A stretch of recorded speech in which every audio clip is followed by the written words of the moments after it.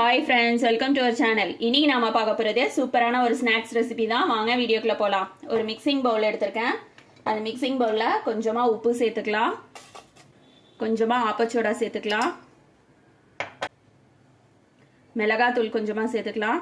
இதோட அளவுகள் எல்லாமே நான் டிஸ்கிரிப்ஷன் பாக்ஸில் கொடுக்குறேன், செக் பண்ணிக்கோங்க. பெருங்காயத்தூள் சேர்க்கலாம்,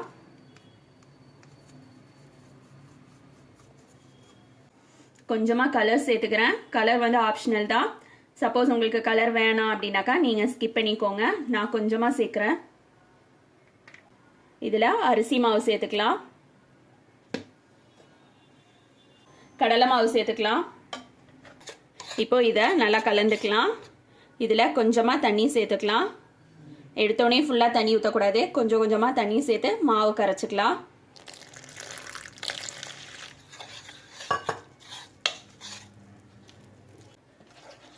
மாவு பார்த்தீங்கன்னா இந்த கன்சிஸ்டன்சியில் கரைச்சிக்கணும்.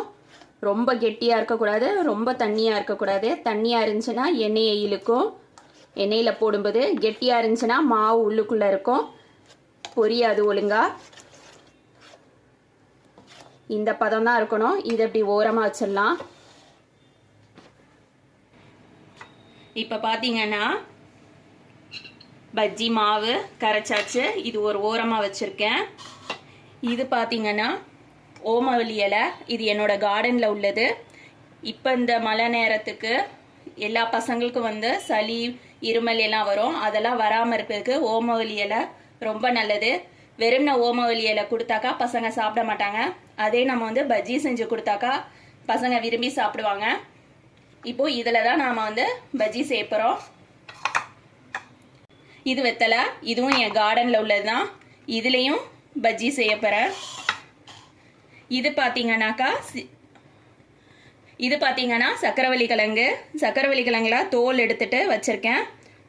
நம்ம செய்ய போகிற நேரத்தில் தான் தோல் எடுக்கணும், இல்லைனா கலர் மாற ஆரம்பிச்சிரும். இப்போ பாருங்க, என்னோடதே வந்து தோல் எடுத்து கொஞ்ச நேரத்துலேயே கலர் மாற ஆரம்பிச்சிருச்சு. இப்போ இதை வந்து நம்ம பஜ்ஜி சீவுறதுல சீவிக்கலாம். இது பார்த்தீங்கன்னா பஜ்ஜி சீவுறதுல கொஞ்சம் ப்ராடாக இருக்கும். இதில் வந்து வாழைக்காய் தான் சீவணும். இதில் வந்து சக்கரவள்ளி கிழங்கு, உருளைக்கிழங்கு அதெல்லாம் சீவக்கூடாது. இது பார்த்தீங்கன்னாக்கா இந்த இடத்த பாருங்க, தின்னாக இருக்கும். இதோட அந்த இடம், இந்த போர்ஷன் காட்டுறேன் பாருங்க. இந்த இடம் வந்து தின்னாக இருக்கும். இதில் தான் உருளைக்கிழங்கு, சக்கரவள்ளி கிழங்கு இதெல்லாம் வந்து சீவுறதுக்கு இந்த மாதிரி பிளேடு உள்ளது தான் எடுக்கணும். இப்போ இதில் நான் சீவிட்டு காட்டுறேன்.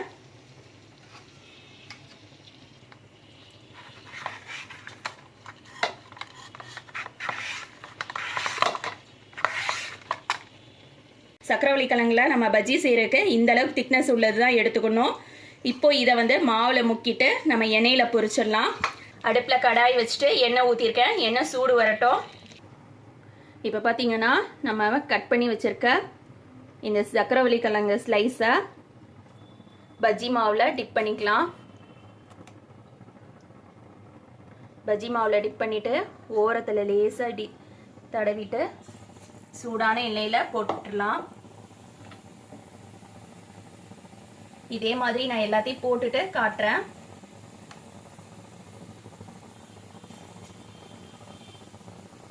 இப்போ பார்த்தீங்கன்னா ஒரு சைட் பொரிஞ்சிருச்சு.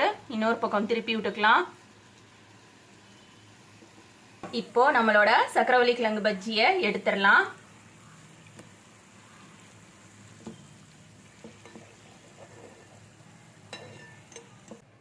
இப்போ அடுத்ததா நம்மளோட வெத்தலைய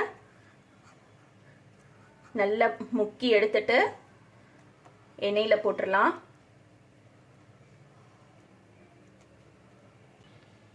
வெத்தலைய பார்த்தீங்கன்னா இந்த மாதிரி நல்லா 2 சைடு டிப் பண்ணிட்டு உடனே எடுத்து போட்டுறணும்.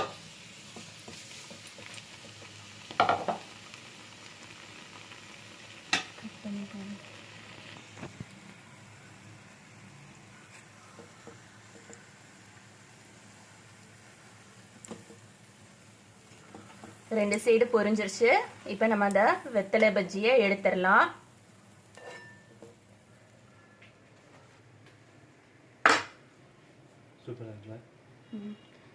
இப்போ நெக்ஸ்ட் ஓமவல்லி இலைய பஜ்ஜி மாவுல நல்லா டிப் பண்ணிட்டு எண்ணெயில போட்டுறலாம்.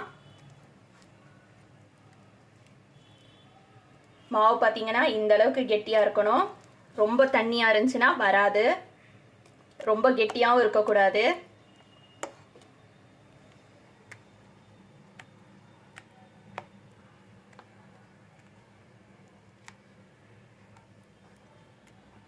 இலையை நல்லா டிப் பண்ணிட்டு உடனே எண்ணெயில் போட்டுறணும்.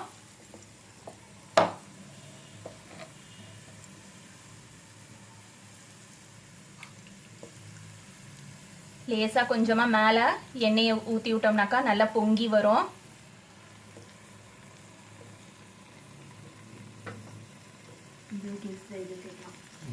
இப்போ பார்த்தீங்கன்னா ஓமவல்லி பஜ்ஜி ரெடி ஆயிடுச்சு. இதையும் எடுத்துடலாம்.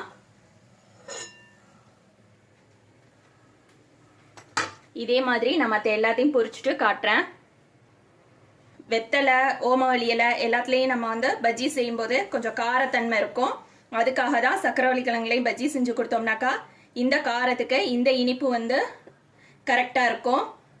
இது வந்து தெரியவே தெரியாது இது உருளைக்கிழங்கா இல்லை சக்கரவள்ளி கிழங்கா அப்படின்னு சொல்லிட்டு பசங்களுக்கு இந்த மாதிரி கொடுத்தாக்கா யூஸ்வலாக இந்த மாதிரி கொடுத்தோம்னாக்கா வாழைக்கான்னு நினச்சிக்குவாங்க. இதை நான் பிச்சு கட்டுற பாருங்க எந்த அளவுக்கு நல்லா இருக்குன்னு சொல்லிட்டு. உள்ள பாருங்க சக்கரவள்ளி கிழங்கு வந்து நல்லா வெந்திருக்கும். அதே நேரத்தில் பஜ்ஜியும் நல்லா இருக்கும் சாப்பிட்றதுக்கு. இதே மாதிரி நீங்களும் உங்கள் வீட்டில் செஞ்சு பாருங்க. தேங்க்ஸ் ஃபார் வாட்சிங்.